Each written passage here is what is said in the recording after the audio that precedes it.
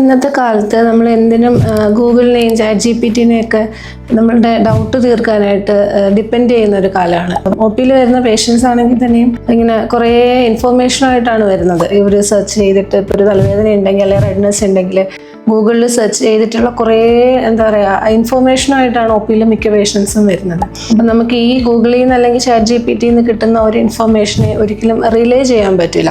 നമ്മുടെ കണ്ണിലുണ്ടാകുന്ന സിംറ്റംസ്, പല രോഗലക്ഷണങ്ങളും ഐ ഡിസീസസിൻ്റെ ഒരു വാർണിംഗ് സൈൻസ് ആയിട്ടാണ് വരുന്നത്. ഫോർ എക്സാമ്പിൾ, ഇപ്പം ഒരു പേഷ്യൻറ്റിന് പെട്ടെന്ന് കാഴ്ച മങ്ങുകയാണെന്നുണ്ടെങ്കിൽ അത് നമ്മളുടെ കണ്ണിൻ്റെ റെറ്റിനൽ ആർട്ടറി അല്ലെങ്കിൽ വെയിൻ്റെ ഒക്ലൂഷൻ മൂലം നമുക്ക് കാഴ്ചക്കുറവ് വരാം. റെറ്റിനൽ ഡിറ്റാച്ച്മെൻറ്റ് മൂലം വരാം.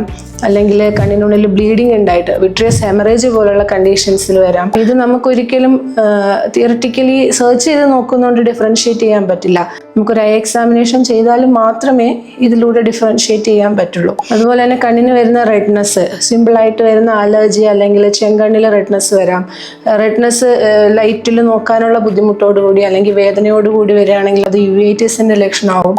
ഈ റെഡ്നെസ് തലവേദനയോടുകൂടി കാഴ്ച മങ്ങലിനൊപ്പം ഛർദിലോടുകൂടിയൊക്കെ വരുവാണെങ്കിൽ അത് കണ്ണിലെ പ്രഷർ കൂടി നിൽക്കുന്നതിൻ്റെ അല്ലെങ്കിൽ ഗ്ലോക്കോമയുടെ സിംറ്റംസ് ആയിട്ട് വരാം. ഇത് നമ്മൾ വ്യക്തമായിട്ട് എക്സാമിൻ ചെയ്താൽ മാത്രമേ ഡിഫറൻഷ്യേറ്റ് ചെയ്യാൻ പറ്റുള്ളൂ. അതുപോലെ തന്നെ ഫ്ലോട്ടേഴ്സ് ഉണ്ട്. ഫ്ലോട്ടേഴ്സ് അല്ലെങ്കിൽ ഫ്ലാഷസ്, മിന്നലടിക്കുന്ന പോലെ, കണ്ണിന് മുന്നിൽ ഈച്ച പറക്കുന്ന പോലെയുള്ള ഈ സിംറ്റംസ് നമ്മുടെ റെറ്റിനൽ ഡിസീസസിൻ്റെ ഒരു വാർണിംഗ് സൈൻസ് ആണ്. അപ്പോൾ അത് നമ്മൾ ഏർലി ഡിറ്റക്ട് ചെയ്തില്ല എന്നുണ്ടെങ്കിൽ നമ്മുടെ കാഴ്ചയെ തന്നെ ബാധിക്കുന്ന രീതിയിലുള്ള അവസ്ഥയിലേക്ക് പോകും.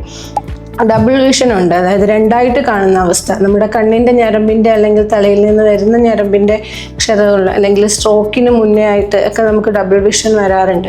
ഇതൊന്നും നമ്മൾ ഗൂഗിളിൽ സെർച്ച് ചെയ്തതുകൊണ്ട് മാത്രം നമുക്ക് ഡിഫറൻഷ്യേറ്റ് ചെയ്യാൻ പറ്റില്ല. പ്രോപ്പറായിട്ട് നമ്മൾ ഹിസ്റ്ററി എടുത്ത് ഐ എക്സാമിനേഷൻ ചെയ്ത് പ്രോപ്പർ ഡയഗ്നോസിസിലെത്തിയാൽ മാത്രമേ നമുക്ക് കറക്റ്റ് ട്രീറ്റ്മെൻറ്റ് എടുക്കുകയും അതിലൂടെ നമ്മുടെ വിഷൻ ലോസ് പ്രിവെൻറ്റ് ചെയ്യാനും സാധിക്കുകയുള്ളൂ.